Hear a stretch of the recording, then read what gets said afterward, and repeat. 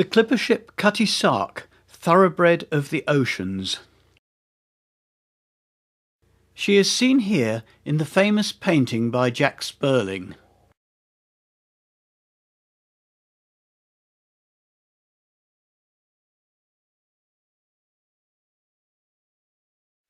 Whilst we take a tour around her in her dry dock in Greenwich, let me tell you something of her history.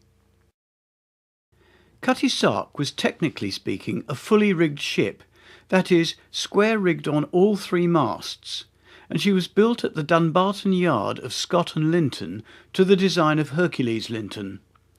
Ordered by London shipowner John Old White Hat Willis, her specification was for a supreme quality vessel, and Willis drove such a hard bargain that Scott and Linton were bankrupted by the build. Her name, in Scots dialect, derives from the short chemise worn by her figurehead, Robert Burns's witch Nanny, who chases Tam O'Shanter in the poem of that name. Nanny's outstretched arm holds a tuft of hair from the tail of Meg, Tam's mare. Launched in 1869 at 963 tons gross and 212.5 feet in length, she was one of the last clippers built specifically for the China tea trade. Alas, the opening of the Suez Canal in the same year meant that her time in the trade was short-lived, although she made some impressive passages, particularly under Captain George Moody.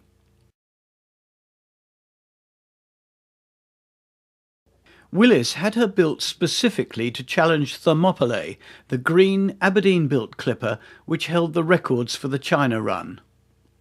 The only time Cutty Sark got a clean race with her arch-rival, she lost her rudder in a savage gale in the Indian Ocean. Moody improvised a jury rudder from spars and iron strapping and managed to ship this twice and race home around the Cape of Good Hope, reaching London only a few days behind her rival in a journey which typically took 100 days.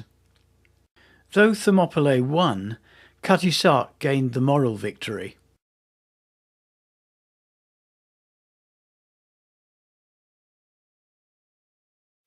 In the 1880s, economic reality forced Willis to move his Thoroughbred to the Australian wool trade, and here she excelled, proving one of the fastest super clippers, and under her best master, Captain Richard Woodgate, finally outsailed Thermopylae and the rest of the opposition.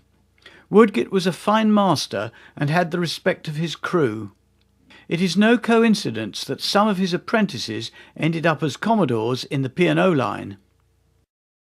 The record-breaking runs in the wool trade were the high point in Cutty Sark's career, but by the mid-1890s steam was taking over everywhere and sail had moved on to the much slower huge iron windjammers capable of handling large cargoes of grain, where speed of delivery was less important.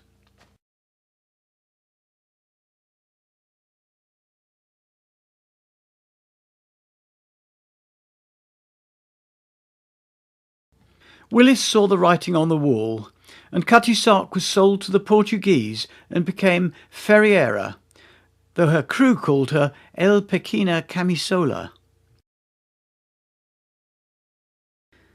Around the same time, Thermopylae was sold to the Portuguese Navy and became Pedro Núñez. She ended her days as a gunnery target in 1907. But Cutty Sark soldiered on in an eventful life, dismasted, re-rigged as a barkentine, seeking cargoes wherever she could. By 1922, she was the last remaining clipper operating anywhere in the world. Caught in a storm in the English Channel, she put into Falmouth, where she was recognised by Captain Wilfred Dowman. He and his wife purchased and restored her and presented her to the nation as a training ship. Moved to the Thames, she served as tender to the T.S. Worcester. She survived the war, then with the support of HRH Prince Philip, she was given her own dry dock in 1954, completely overhauled and open to the public. She became a major tourist attraction.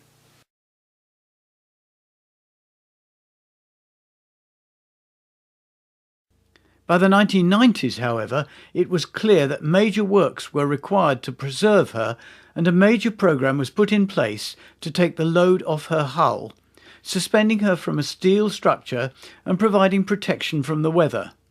Despite a serious fire in 2007 which threatened to destroy her, this programme was completed successfully in 2012. The cover provided by the new building is controversial. From an aesthetic viewpoint, its effect is unfortunate.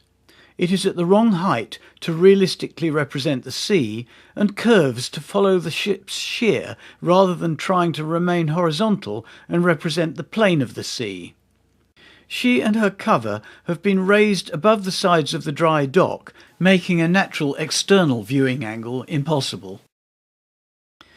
Nevertheless, from a preservation viewpoint, the benefits are undeniable, and it is great to see the fantastic underwater shape of her fine hull no longer under threat of distortion and collapse.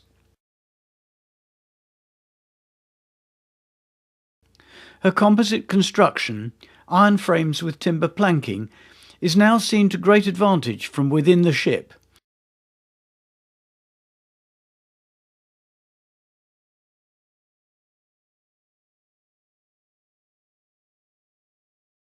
Now housed within the ship are many interesting artefacts from Cutty Sark's history.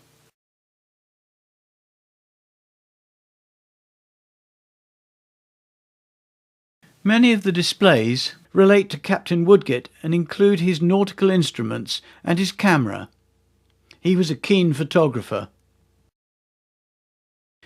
It is perhaps appropriate to end with a picture of Cutty Sark taken by Woodgate himself, apparently with a big plate camera supported on a plank between two of the ship's boats.